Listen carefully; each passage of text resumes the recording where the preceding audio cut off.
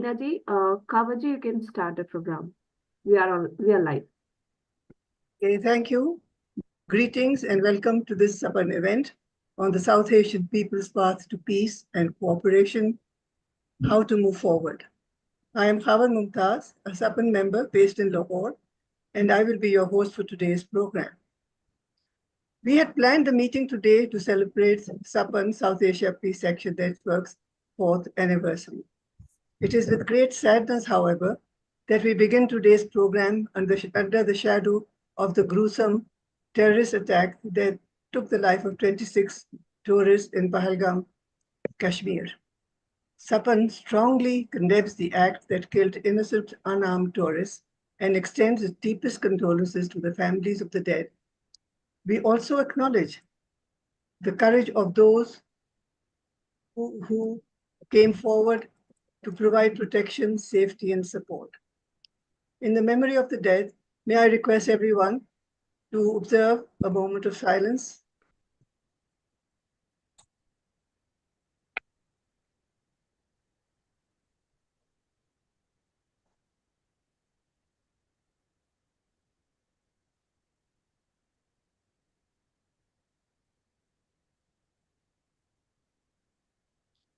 Thank you.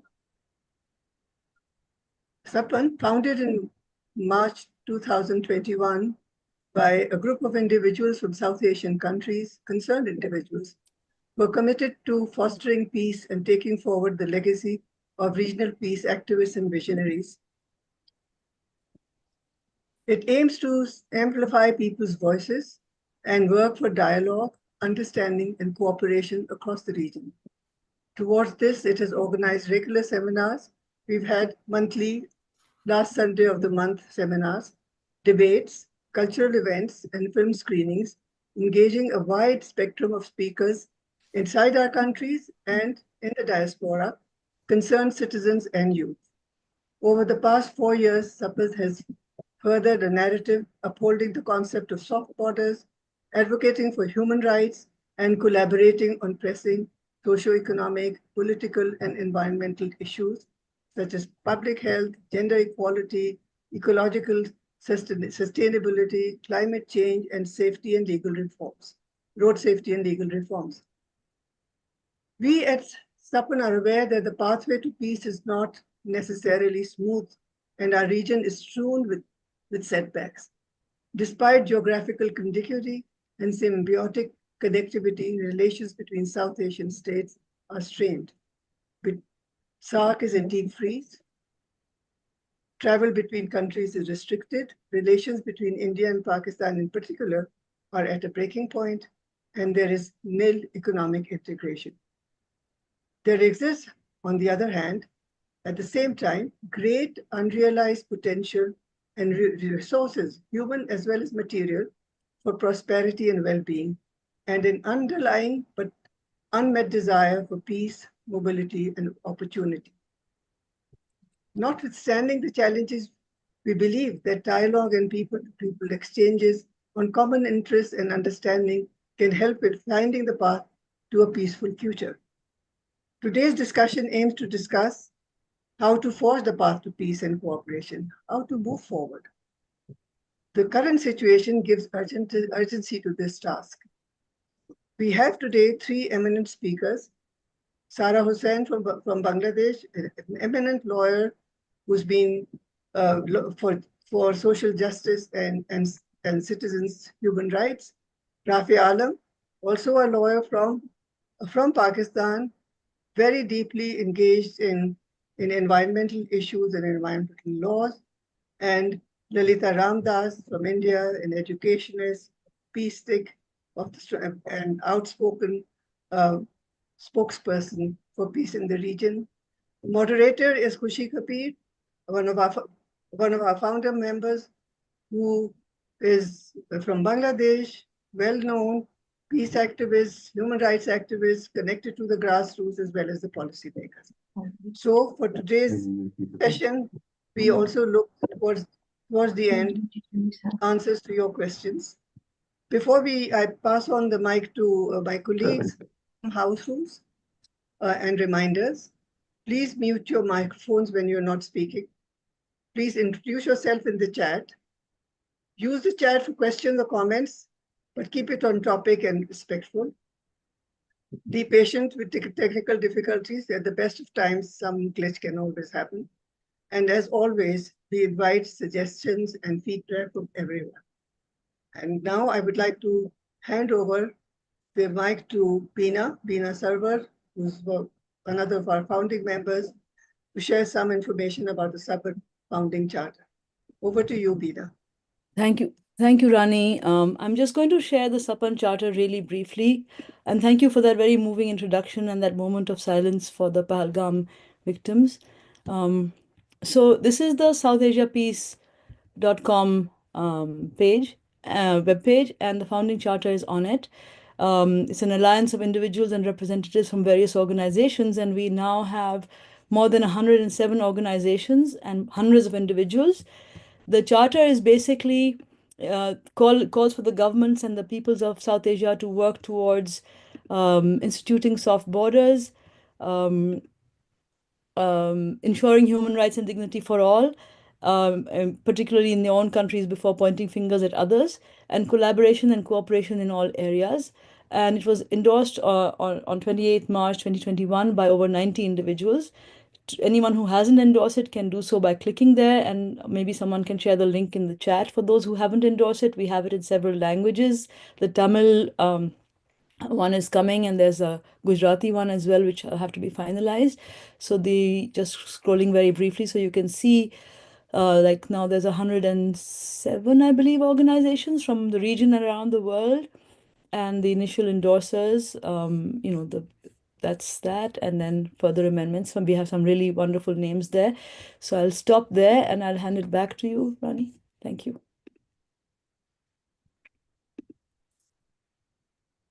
We now move on to, I pass on to Khushi Kabir, the moderator of today's function. Please, Khushi, the floor is yours now. Right, thank you. I'll be starting now. I want to really welcome you very warmly to our 4th anniversary program. And this is for us a very momentous moment. I just want to, you've already stated very broadly what today's, I'll just be in a moment, just 1 second. Please bear with me for a little time. Yeah. I just want to say thank you, and you've already stated very broadly what today's webinar is all about. This is SAPAN's 4th anniversary. As I said right at the beginning, we wish to look at ways to move forward, to forge the path to peace and cooperation. South Asia as an entity needs to start looking at ways to move beyond national narratives, bilateral discussions, or tensions, and begin to think and act as a region. There may be differences, but I think to come together as a region is extremely important.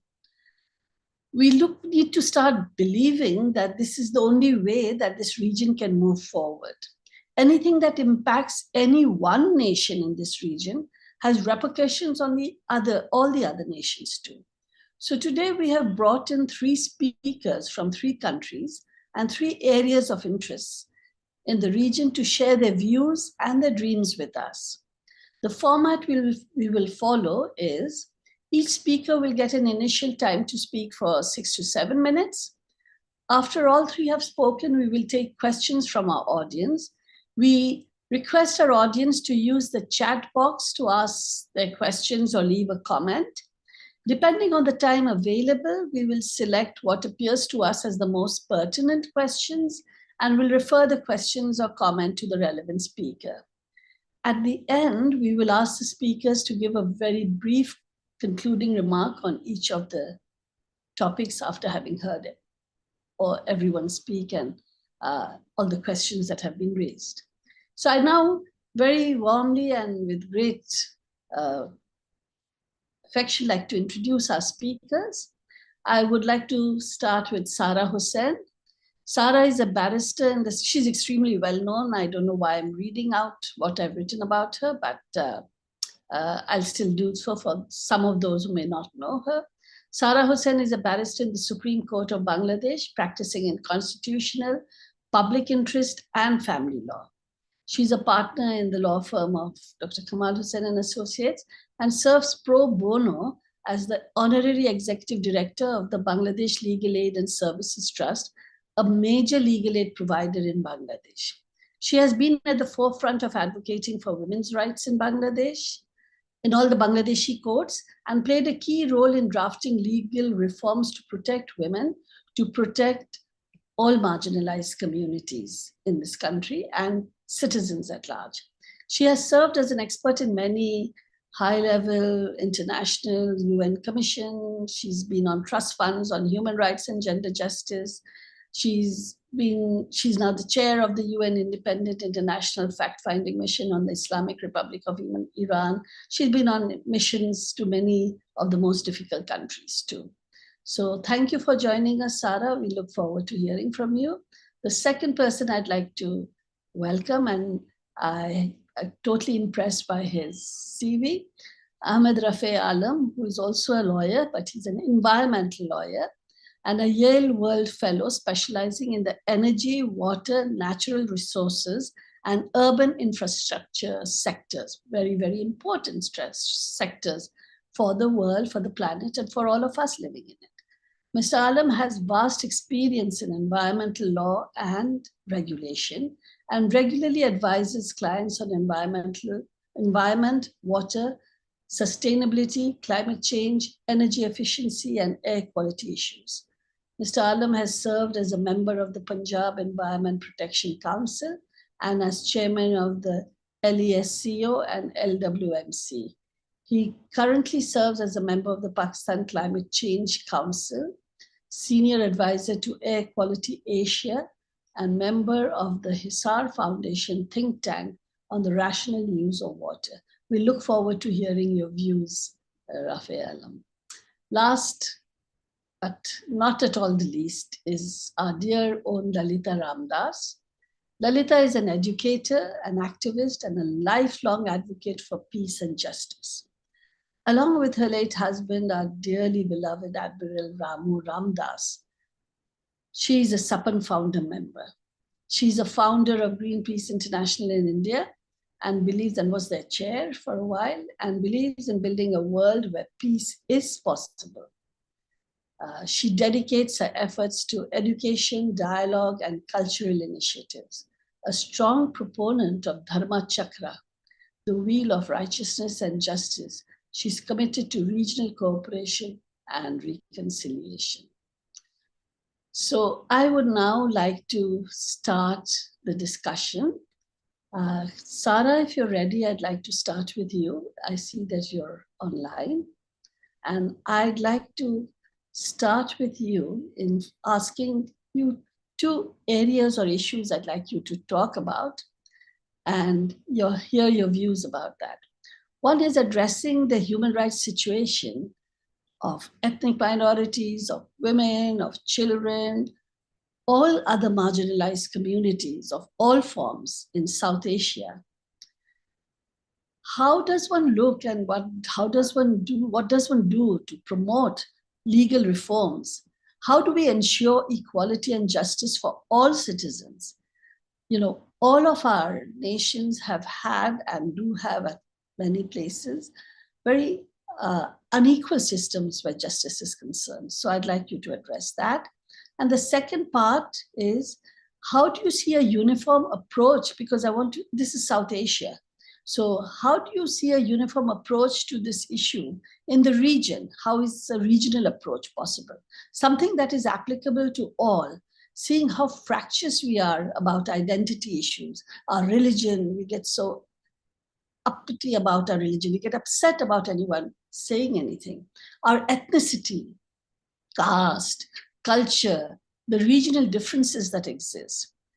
Is this merely a utopian thinking, or do you think that it may be something that we could see in the future. So Sara, over to you.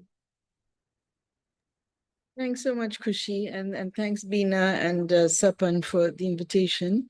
And like everyone, I join you in solidarity for the victims of the attacks earlier this week. I think maybe, Khushi, if I can step back a bit from your question, I think I think perhaps for all of us in this group, I'm sure we work on and in solidarity with marginalized communities in our own particular national context and also across our borders. But maybe it's a moment also for us to think about what we don't speak about and what we don't work on. And I think since it's, we are here from every country in South Asia pretty much here, I think it's important for us to speak about what we're seeing in Bangladesh, where just about 8 or 10 months ago, we saw, a dramatic change. And that dramatic change was precipitated by the mass killing of at least 1,400 people, mostly very young, on our streets and in front of many of us as witnesses. And we're seeing a situation now where the immediate aftermath of that, gross human rights violation that occurred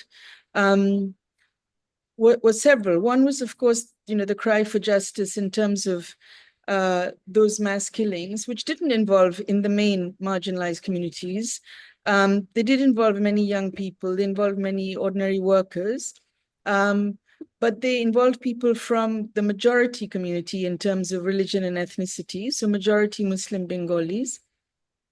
So, but what's important, and we saw in the aftermath of the fall of Sheikh Hasina's government and her fleeing to India, and a few days when we had no government in place in Bangladesh, we saw also terrible attacks on individuals who were seen as associated, and were many of them associated with the previous government. Many of them were involved with perpetrating and or turning a blind eye to all kinds of violations under the previous regime. There's no justification for the atrocities that they faced, but it's important to understand the context. And we then saw further attacks of this kind, individual and other organized attacks taking place over the next few weeks.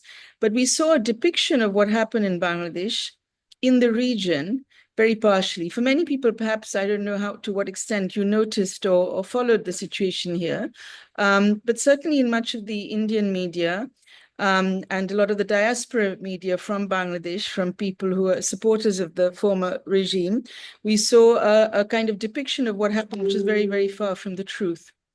And I think that context and that failure of many who speak in the name of human rights to speak equally about issues that don't affect minority communities and marginalized communities is part of the problem that we face today. I see that many of us are vocal in our own context when it comes to minorities, but we don't take into account what happens to other people. That's been our experience in Bangladesh over the last many years, that we've seen people being disappeared, being extrajudicially killed, with whom many of us, maybe the majority of us who are known as human rights activists, perhaps don't have very much in common politically or ideologically, perhaps nothing at all. Perhaps we are politically, in fact, very opposed to them.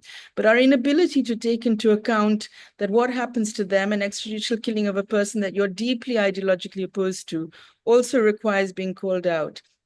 And equally, supporting human rights violations, including unfair trials and illegal detentions against people you disagree with, is not also a path to building a culture of peace or harmony or justice. So I think we have a lot of major self-reflection to do in our human rights communities.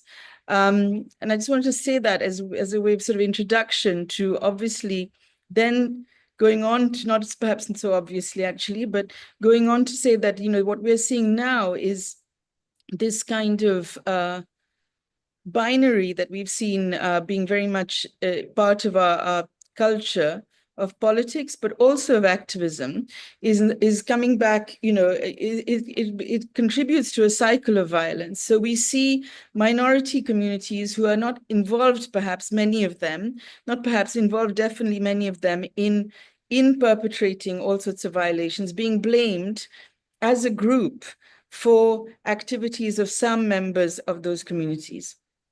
And we see now, as a consequence, a situation where we're unable to move systematically towards a process of getting justice for the past. These divisions and these inabilities to acknowledge violations across communities, across political groups, and by state and non-state actors across different time periods means we can't come together in a common narrative, which is about respect for human rights. Whatever narrative we have is always being inflected and always being seen through a particular lens. So people will see who you are and where you are speaking from. What is your political identity and ideological identity, not only your religious identity, whether you have one or not, or your community identity, before they'll listen to what you have to say and stand in solidarity. So I think for us, that's a big part of what we have to, we have to address in terms of trying to go forward, is how do we speak to and with the kinds of people we disagree with to build a common understanding. Right now in Bangladesh, we're seeing a very flawed process of trying to seek justice where, again, this is not unfamiliar to those many of you who are here on this call who've seen many different governments and come and go and many different changes. A process that starts with a common understanding of the horror people have lived through very easily gets stretched in different directions by different political actors, different beneficiaries, different vested groups. And you find that people who've been victims of injustice are very far away from seeing any of their very minimal hopes of having some recognition of what they've experienced being acknowledged by the rest of the country or community or wider public. And instead, they're caught up in new cycles of deprivation of justice, and other people are also dragged into that process. So I think, we're seeing those challenges in front of us in Bangladesh now, but it's difficult to see how we're going to break out of these cycles of violence unless we go back and interrogate, I think, not only the wider issues and the kind of, the socioeconomic context, the inequalities, the political, the absence of democratic processes, but also in a more, maybe a much smaller entry point to all of this is that our own work and the kinds of perspectives we're building as human rights activists. I'll just leave it there now for Kush. Thanks, Kushi. So thanks, Sarah. That was very comprehensive, and I think it was needed because it's very tough. At the moment, this is the issue, at least in Bangladesh, and I'm sure other countries in the region can relate to it in some way or the other. It's not the same in every country, but there is a lot of things. What you did leave out was the regional approach. Maybe we'll come to it later after we've heard the other speakers, because we would like to see how you think something could be done that's can be helpful as a regional approach, because we do want to see a regional viewpoint and a vision of how we can change this if it's that possible. So maybe when we come back. So can I go to Rafia Alam now? Thank you for joining us. And what I'd like you to start talking about is, do you see joint solutions in looking at climate change, air pollution, addressing the critical water issues which are facing South Asia?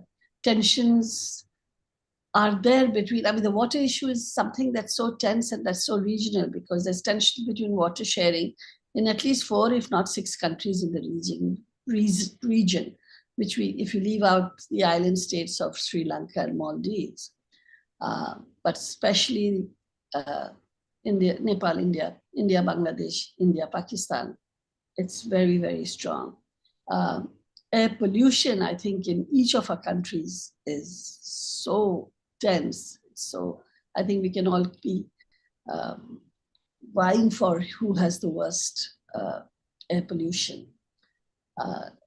How climate change is viewed is something that I'd like to hear your views on. And do you think that at all that is something that one can look at as a sustainable regional approach? Is it at all something that's doable? Is it something that is needed, or is it that each country looks at their own solutions and what they can do for environmental protection? Is that something we can dream of? So over to you, Raphael. Thank you very much, and greetings, salam, namaste, sat sri akal, everybody. Thank you, Khushi.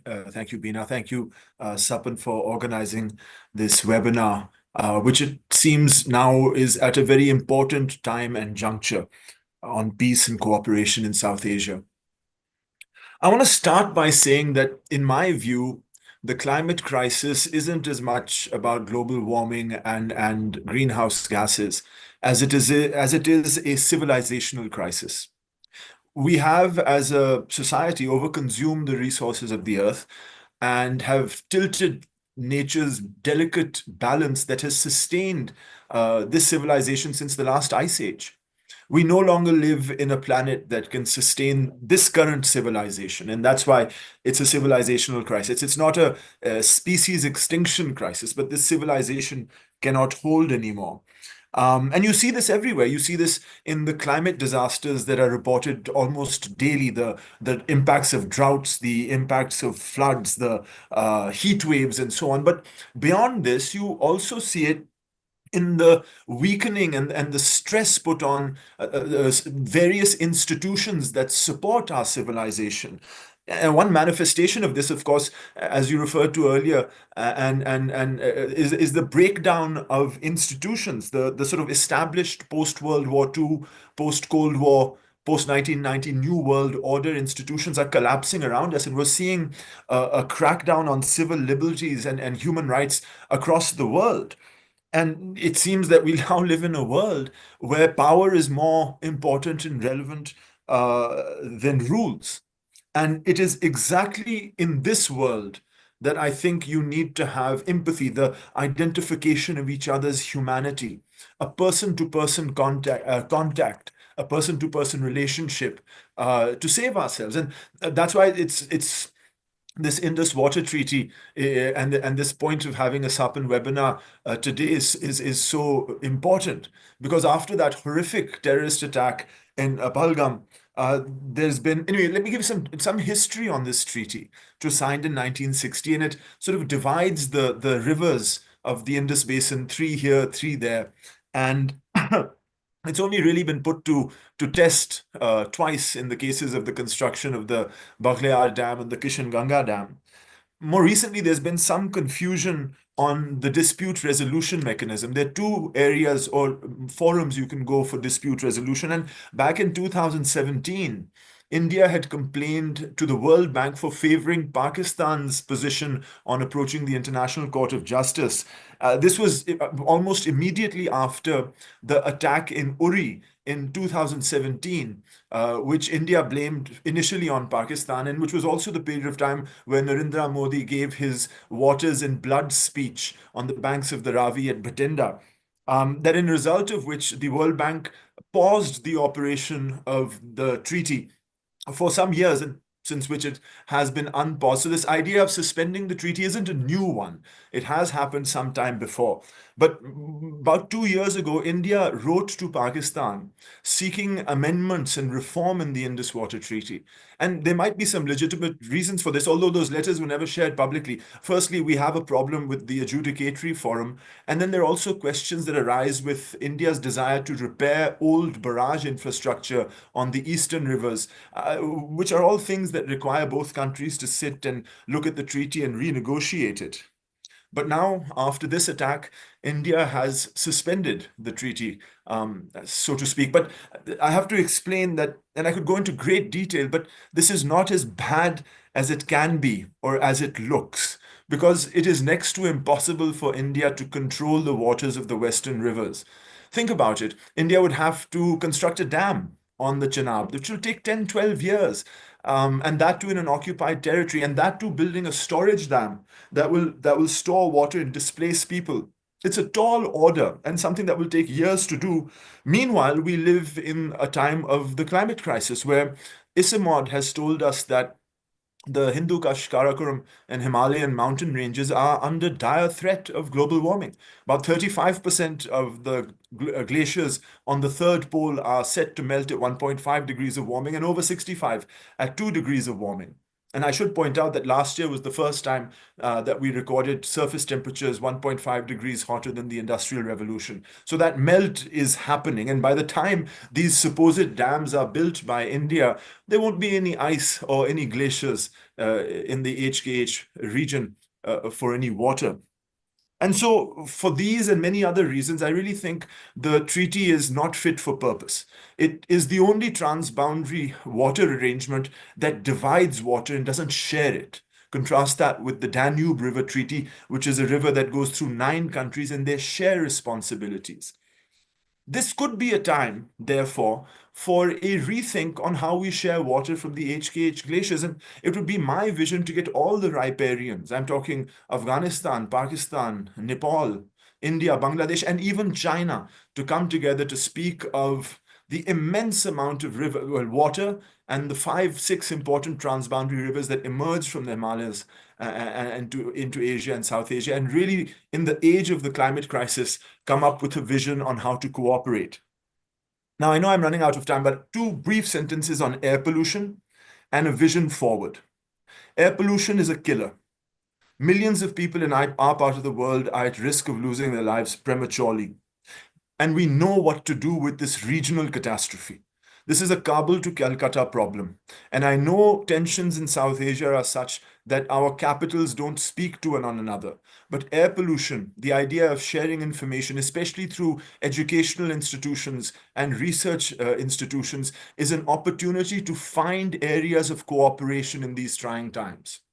And I want to end by saying that in this fractured world, especially with a financial crunch coming from the Trump administration's shutting down of USAID, I think many human rights organizations moving forward will have to rethink their strategies and perhaps merge with others. This idea of having 2 or 3 of the same NGOs in the same sphere is not financially viable anywhere now anymore. And I think people in South Asia need to collect and collectively broadcast a common vision of things like air pollution and a solution to the climate crisis that brings us together rather than separates us.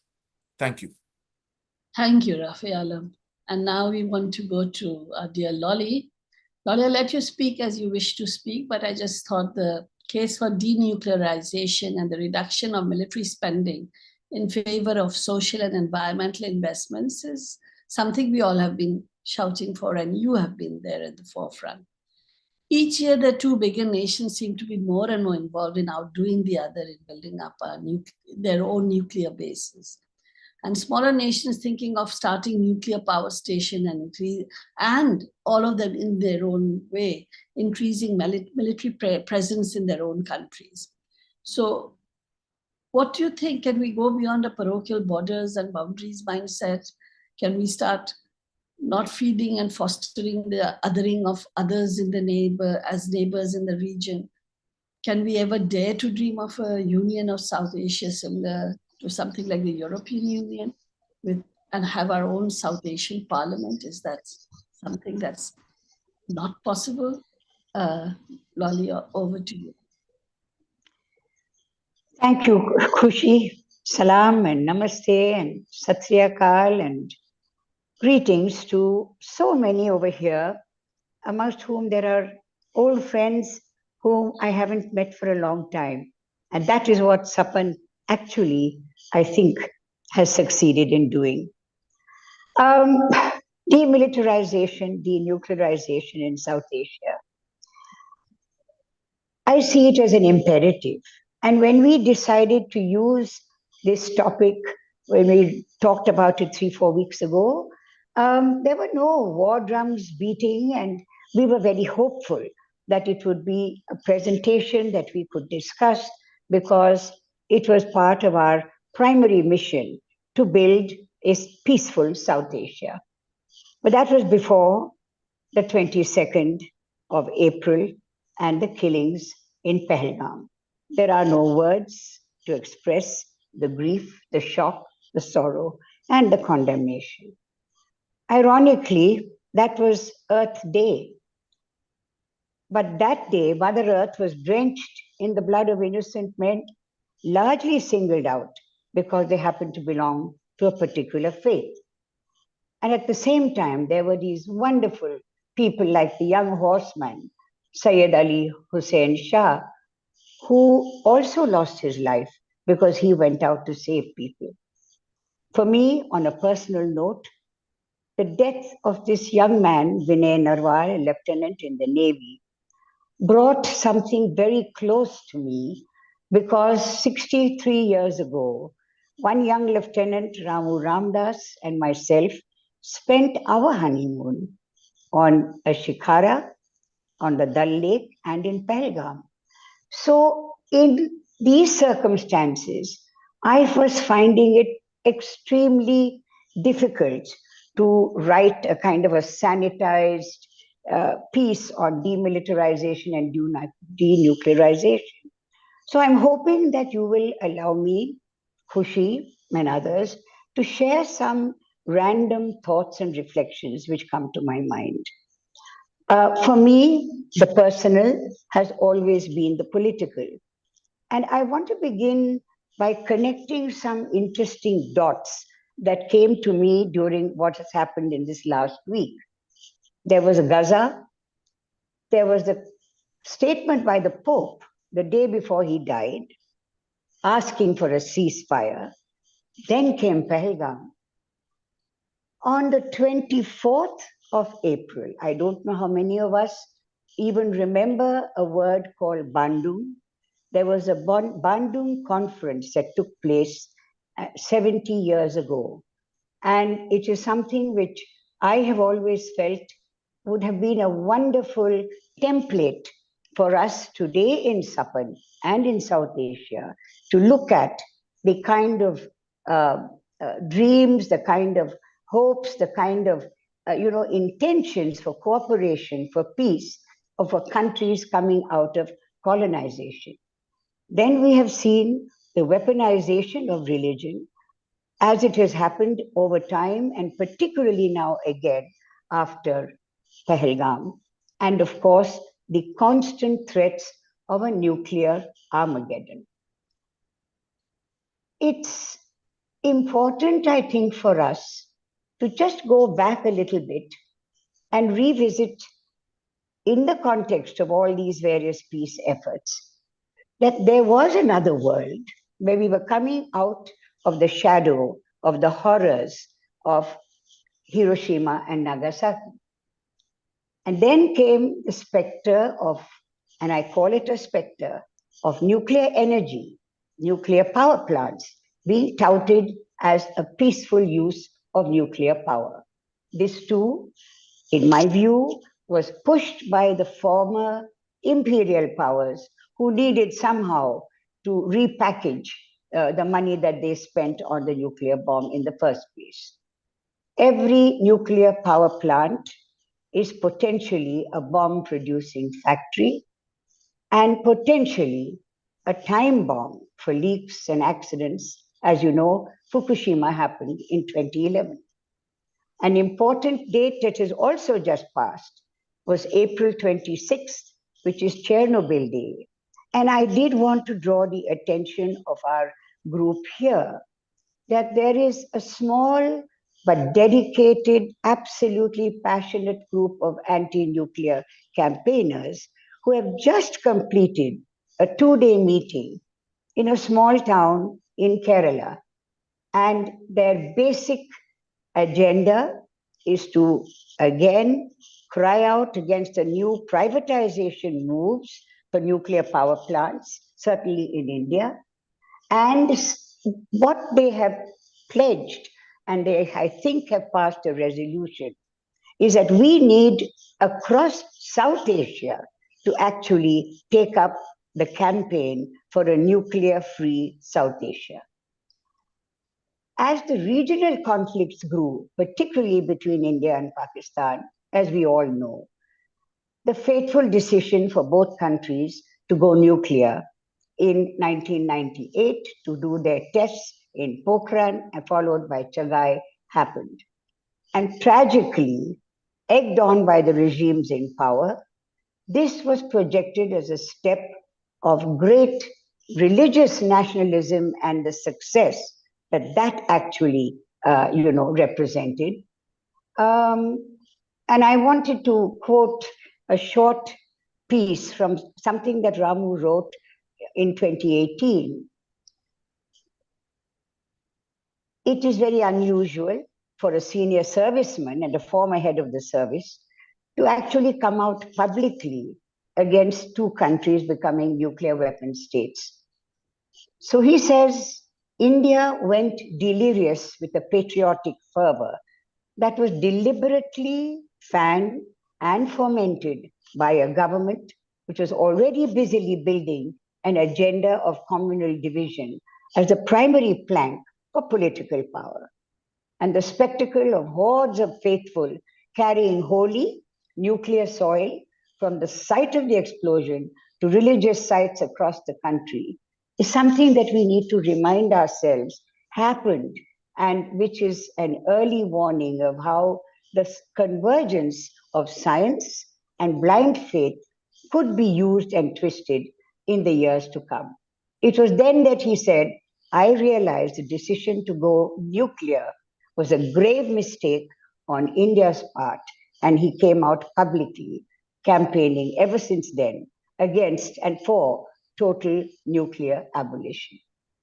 So, to come back full circle to the present moment, grief and anger about the Pahalgam issue continues with an open call for retribution, for retaliation, to raise our neighbors to the ground, and equally fierce avowals of giving back as good as they get. We are possibly today in about as dangerous a moment as can be imagined in the last 78 years. And as a group dedicated to building harmony, peace, cooperation, and fraternity amongst peoples, I believe that one of our primary goals must be to build a robust, united, and a sustained campaign to demilitarize, to denuclearize, and to manage our neighborhood on humanity and fraternity.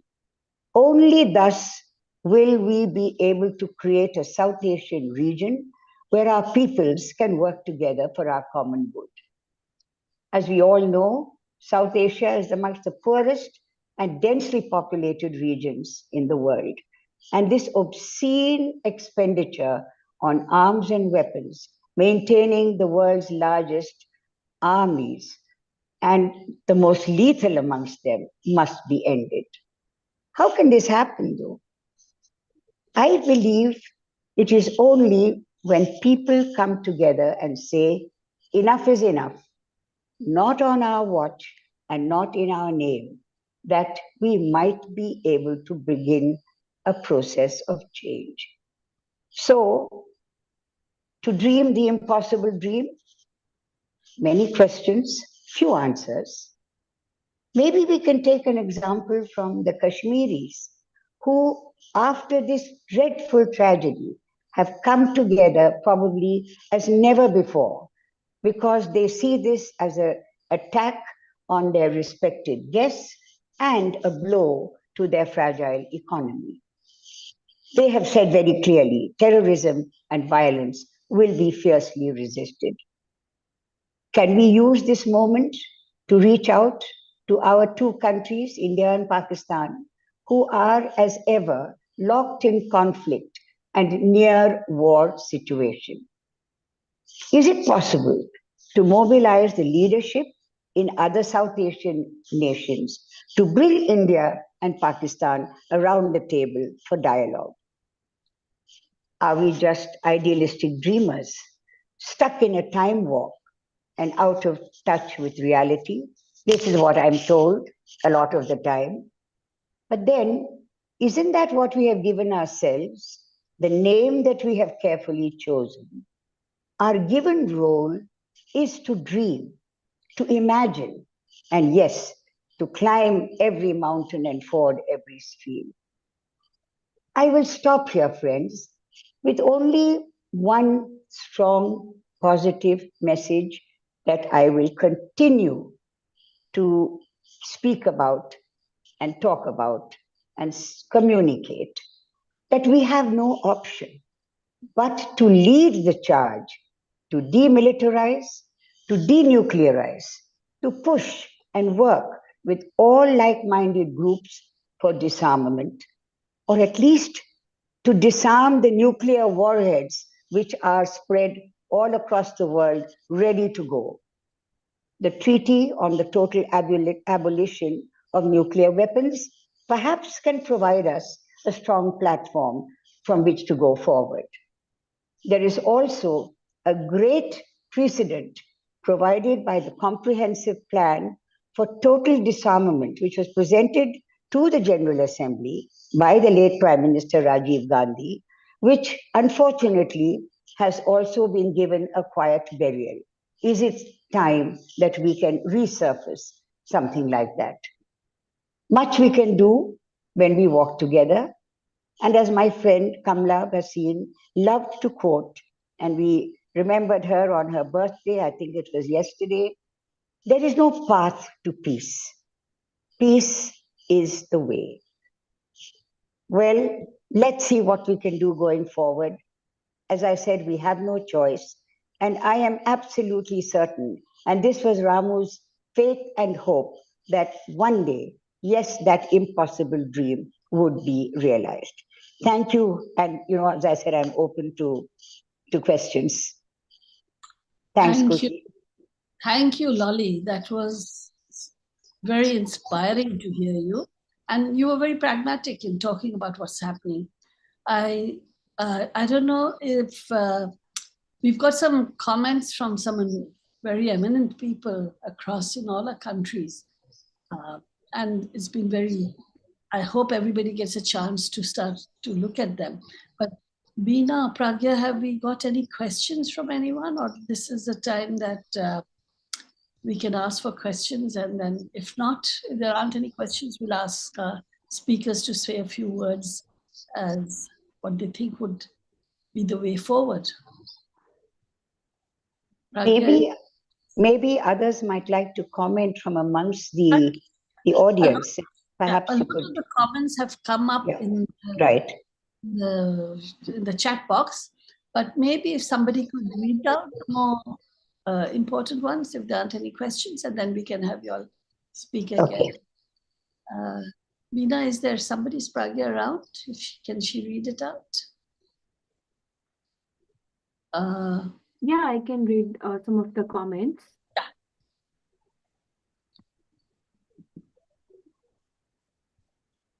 I see a lot of very eminent people in the who are here, who have been part of the peace movement for a long time. And I'm just going to spotlight a few of them, if that's okay. Rajmohan Gandhiji is here. Abdul H. Nair is here. I saw Farhatullah Babar a little while ago. I'm just going to put them up really quickly, just so people can see that they are there. Nair, I'm putting you on the spotlight as well. Yeah, we have Tariq Karim from Bangladesh who's commented on. I saw him somewhere, but I'm looking for him to spotlight. But Arvinder Chamak is here. But I won't put you guys on the spot. But I think if people want to ask questions, then they can raise their hands maybe. Or if Pragya, if you found the Yeah, I could read Rajmohan Gandhiji's comments. he can say he can ask his own. He can. I think it's much better. Yeah. Yeah. Lovely. Rajmohanji, I'm going to come back to you. Where are you? I don't see you anymore. Are you there, Rajmohanji? Can you unmute yourself and ask your question? I've just sent it. Yes, there you are. Sorry, I couldn't see you. Yes. It's wonderful to be with everyone, and I want to express my solidarity with all of you. Thank you very much. Okay. Thank you. Thank you. We've had comments like, what an inspirational voice, and asking, it's just been so amazing. We've had one question though. Two questions actually. One is from Irfan Mufti and the other is from Urvashi Sarkar. So Irfan Mufti has a question for Lalita. You spoke about a focused and sustained campaign about Khushi, he's there, he's on the spotlight, he can Oh, ask. Irfan, why don't you Yeah. go ahead? Thank you very Okay, much, fine. Khushi, and it was such an inspirational presentation by Lalita. I think you were very, very correct when you suggested to have a focused and sustained campaign in South Asia about disarmament, de-weaponization. I think that's probably this is the very appropriate time to start it. So I was asking whether Sapan can play any role in terms of really taking this voice and objective forward. I think this is probably something that we should focus on from here onwards. So any suggestion about it, Lalita ji, would be helpful. Thank you. I Also, think that, yes. sorry, I would, I'd like you to speak, and then I thought if any of our other speakers, like Rafe and Sarah, want to add in, they don't have to stay only concentrated on the topic they were given. absolutely. I was actually going to say just that, because I think that as far as my position is concerned, Irfan, you know that clearly that is the way that I think that we need to go. I actually think that we need to bring in a number of other younger voices as well. I've been saying this, we have all been saying this for some time, and I'm very delighted that one of the young people who I had reached out to, Kabir, is actually here today listening in, and I hope he might, consider sort of making some suggestions and telling us what we ought to be doing. But I just think that we need to perhaps spend more time actually discussing this at a special session where we can maybe, rather than kind of sort of ad hoc, sort of off the cuff kind of comments, how do we actually go about building this? And I have spoken to people who are in the anti-nuclear meeting today, and they would have, I think, had this resolution. But how do we activate it? How do we actually give it, teeth on the ground? That's really what I think we need to do. So over to you. Yeah. मैं meeting में हूँ, अभी मैं नहीं बात कर सकती हूँ. Please, चलो. So, Rafe, Sarah, do you all have any comments on that? There's another, Urvashi Sarkar had also asked what can be done to revitalize solidarity, revive civil society collaborations across South Asia. Anuradha Vasin had asked what is immediate thing that we can do as a group to help scale down here. She's talking about the India-Pakistan tensions, but there are tensions in all our countries. So Rafe, you had your hand up, please. Thank you, Khushi. In preparing my remarks for this evening, I was thinking about how I have a unique South Asian identity. I'm very lucky to have traveled throughout India, to have had friends all over India who've also traveled here. And we have a shared history and identity.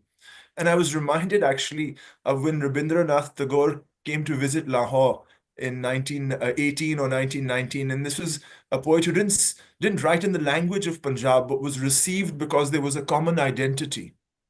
And we now live I had thought that with social media and YouTube and TikTok, there'd be a lot more communication and a joint identity, especially amongst younger people. But that doesn't seem to be the case. We're losing a South Asian identity. And I think what Sapan needs to do, you can try and resolve the tensions between India and Pakistan. But I think in the long term, we need to try and preserve the South Asian identity by finding people and events that showcase this. Sarah, do you want to comment? Continue. We should continue. Go ahead. Yes. Sarah, go ahead. Yeah, I was just going to say the same thing as Rafi, basically, which is to build up more communication and to build build sort of some younger people into our conversations, because we've also seen, the kind of epilogue to what I was saying earlier, we've also seen a great deal of anti-Indian state sentiment, which has then spilled into anti-Indian people sentiment. The latter is very ugly. And the former is very understandable, which probably is shared by a lot of Indian activists also about the doings of the Indian state and government and so on. But I think that we need to build those people-to-people conversations and try to have sort of maybe not, I would suggest, I mean, this has been a great conversation, but I think, say on human rights issues or climate justice issues or nuclear disarmament, they're all really quite different as well as being interconnected. But it would be important for us to understand the specificities of each other's contexts and current realities a bit better, because they're really fast changing, and many people, we have historical memories and legacies, but many things have changed in the meantime where we haven't had so much direct close interaction. Particularly, I think in the last sort of 15, 20 years, people have been very besieged by their own national realities, and particularly in civil society organizations, not been so easy to work across borders or even in our own countries. So I think it would be great if Sapan could do more of that. And thank you for today's conversation. Lovely. Neil Kamal, do you want to say something? Yeah, good day to everyone. Maybe it's good morning in US as Beena is there, and good evening to all the guys who are suffering in South Asia. So my issue is that as Lali was speaking about denuclearization, demilitarization, we have been seeing this since ages, maybe 65, 71, 1991, 1999. In Kargil war or whatever it is, and now the recent one. So the governments may not be listening to the peacemakers that we don't want such kinds of misadventures, that governments, two sides comes together, come to each other, talking about nuclear weapons or whatever it is. So my issue is that this may not be possible that we can prevail upon the governments to not to talk about this, but we are really can do something for those marginalized about this. If something misadventurous happens when there is, even if it is in 1999, I just had started my journalistic systems then. And in India, not many publications have started their funds for those who are at the receiving end. And not many things were happening in the pipeline. But can we reach out to those marginalized societies who are where no any assistance reaches out? No one goes to them when some conflict happens, some misadventure happens, and they seems to be the biggest sufferers of that. We just talk about in the media rooms, in the channels, what happens, this should not happen, this should have happened, this has caused such immense loss and not. But there are certain societies where we can't reach out, those who are the biggest sufferers in case of financial services as well as socially as well. But can we reach out to certain people who are close to those marginalized societies, which are remotely, I do not know how to prescribe that, remotely placed, or maybe in POK, maybe in Sorry, go ahead. I'll respond. Did you finish? Khushi, it was going on, we need to close off. So I'm sorry. Yeah. Sorry, Neil, I muted you because you had asked your question, I think, and we don't want to Okay. use terms like POK and IOK here. Whatever it is, I don't know Yeah. what that means. Yeah. Anyway, so I think we've. I think if Faratullah Babar had his hand up. He wanted to say I something. can't think so. Please, Farat Saifullah Saab? Can you hear me? Ji, I we can. can see you and we can hear you. Yeah, thank you very much. I should like to compliment Sapan that this obnoxious attack, cyber attack, did not deter you. And this courage which Sapan has displayed raises my hope. And I want to compliment you for this. there was a question I noticed on this, and somebody asked as to what is the immediate thing that we can do to bring down the temperatures in the subcontinent between India and Pakistan. I think the first thing that we can and should do is to condemn the terror attack. And we must say clearly that there is no place for terror, no matter what the cause and what the provocation, there is no place for terror. Number one. The second thing that I would like to say, and for which again I compliment Sapan, is that this communication and dialogue and reaching out to the people, it must continue. And I'm sure that Sapan has the courage and the determination to continue it, to have a dialogue between the people, to reach out to the people.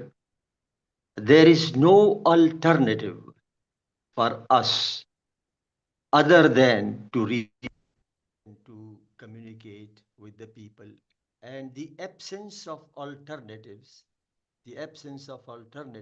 always makes the mind clear.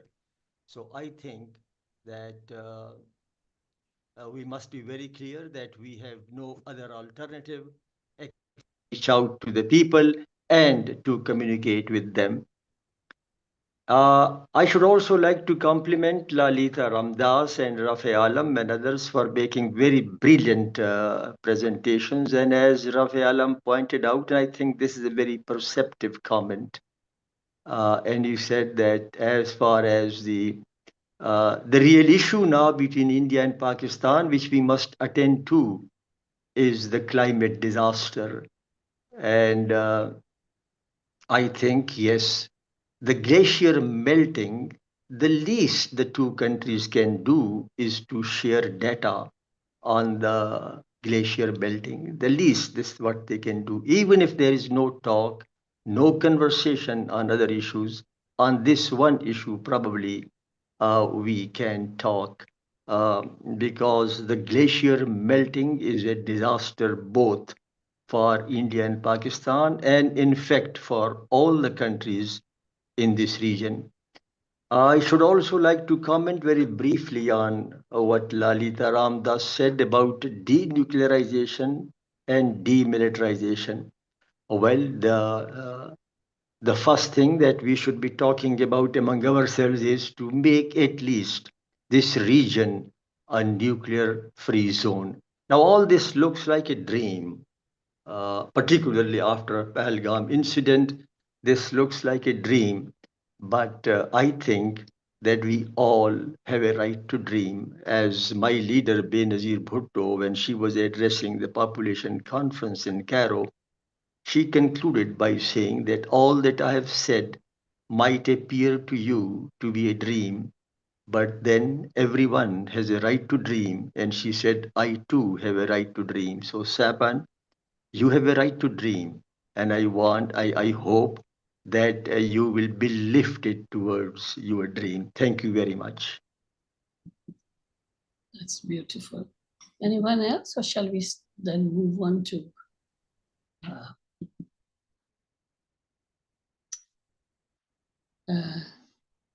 am I there? I think Yes. I left. Am I there? Yes, we can see and hear you. Okay, yeah, right. So I think we've now reached the end of our discussions. More or less, everybody's quite keen and pleased with the way this has moved on. I am myself would like to thank everybody, and then this has been a very, very useful discussion, I feel. And you can ask Namrata to present the closing remarks. I have it here, yes. So I'll just want to now, this was a very great discussion, and I think important, something that we need to continue. So I would now like to invite Namrata from Nepal, Namrata Sharma in Kathmandu, for her brief closing remarks. So Namrata, over to you. Thank you, Khushi. Hello, everybody. Actually, I too, like many friends here today, want to first of all share the sadness that is there in my deep in my heart since the Pahalgam, terror attack. As all of you know, a very young Nepali youth also was killed in that incident. So, just now, actually, I'm supposed to give the closing remarks, but I was listening to all the presenters and the discussion that is going on, and I was getting so immersed in everything that is coming in. And towards the end, just now, when Babar Saab said that Sapan has a right to dream. Yes, we are a dreamer. We've come this far on our 4th anniversary. And when I was listening, that seems to be the underline of the whole webinar today.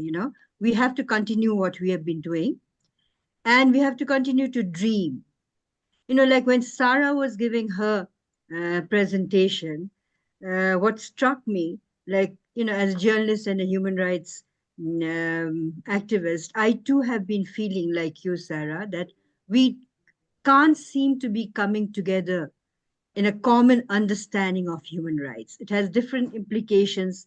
The way it is done by different groups has different implications. But the whole point is that we need to keep on working on this and dream that at one point we can make everybody come together and have equal rights. Rafael Alam's presentation on the whole crisis, climate crisis, the way you mentioned, Alam Saab, that civilization crisis is more than the global and gas emission crisis. I agree with you. And in the whole, this climate crisis also, the more we think of it and the more everybody's brought in today, is particularly for South Asia.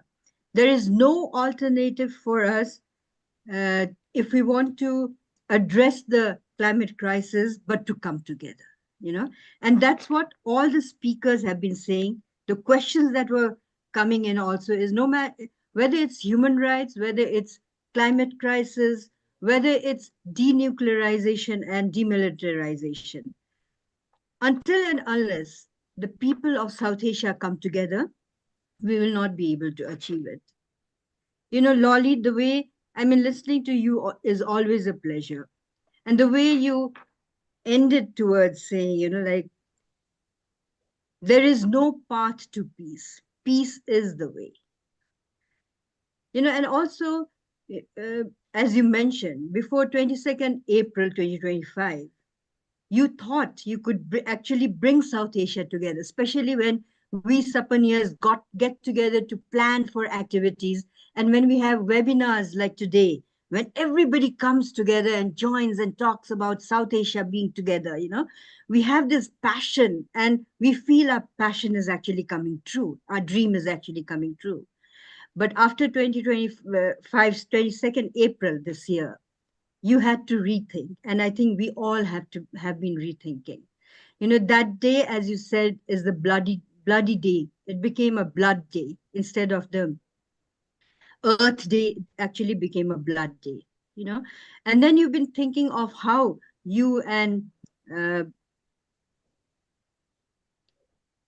Ram, you've been working on denuclearization and demilitarization since decades, and the fact that the more you work on it, no matter how difficult you think it is, you still feel that the bottom line is we have to work on that.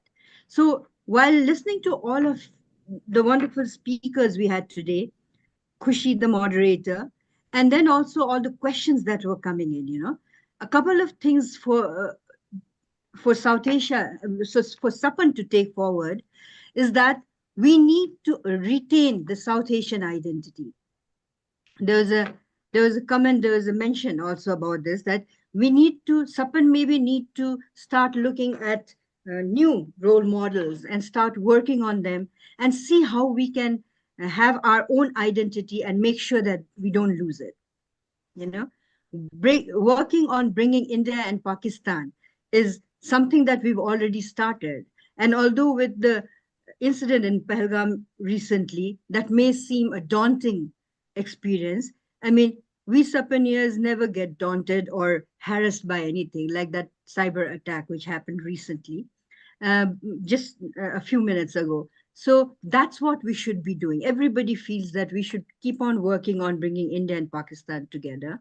There's also a feeling that there's a tarnishing of India and the people of India being done, and that has to be wiped off. The thing is, Sapaniers believe that we all South Asians are together, and that's what we need to work on.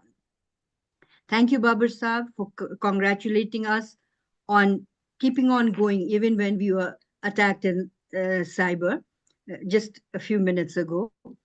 And thank you also for encouraging us to continue the dialogue between the people to people. This kept on coming continuously, and I think that is what we've been doing and we should continue to do as way forward. Then again, I would like to end on this note on demilitarization and denuclearization may sound like a dream, but we can all pursue a dream. And as it was said earlier, Sapan has a right to pursue our dream. And I think we need to continue doing it. I want to thank again the whole Sapan team for bringing this wonderful webinar. Although all of our hearts are bleeding at the moment with the Kashmiris people, I think the I don't know, Khushi or Rani said earlier, the way the Kashmiri people have come together like never before. I think Lolly said that.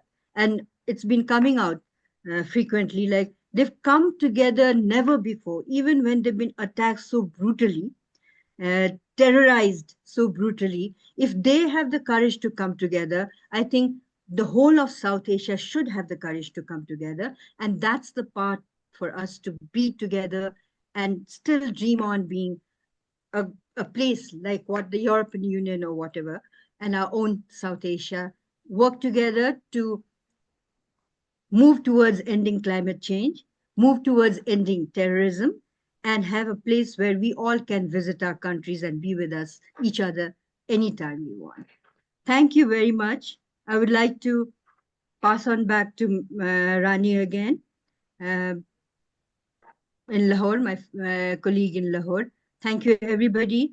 And I know I haven't done justice to the wonderful presentation you have done in summarizing today's webinar or also the way forward, but it's been a pleasure being here with you. Back to you, Rani. Thank you, Namrata. Thanks a lot. We're coming to the close of our session today with some wonderful inspirational talk and discussion. Before we end, we usually share our in memoriam section at the start. Got left out today, but we will share it now. I'll pass the mic to Beena. Beena, I think we need to quickly go through the memoriam, which is very important for us. Yeah, very quickly. I'm going to ask Pragya. Thank you. And I'm so sorry I missed sharing it at the beginning. I'm going to pass this on to Pragya to present it. So how does it? Sorry, this is the start of it. So Pragya, will you go ahead? Thank you, Beena. We at Sapan uphold the legacies of many visionaries whose work we take forward.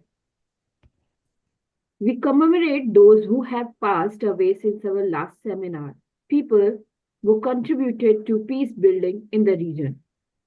Sanjida Khatun, Dr. Harun Ahmed, Anil Chaudhary.